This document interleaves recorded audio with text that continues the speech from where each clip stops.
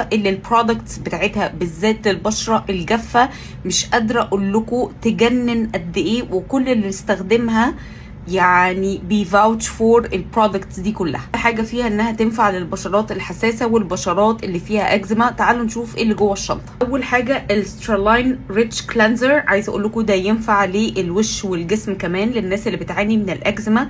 الغسول ده روعه. سترالاين ايمولينت كريم كلمتكم عنه قبل كده، ده يا جماعه اساسي يكون معاكي في الشتاء، لان ده هينقذ بشرتك سواء بشره وشك او بشره جسمك. كريم الايد من براند حياه، ده هيكون معاكي على طول سواء جنبك على السرير او هتاخديه كمان وانتي خارجه، لان هو بيغذي الايد جدا. بصراحه بقى الليب بالم بتاعهم ده علاجي واكتشاف، بصراحه انا كان اول مره اجربه وخطير. عندهم اوفرز حلوه جدا، وعلى طول عندهم عروض وعندهم خصومات، ودلوقتي هتلاقوا باي 1 جت 1.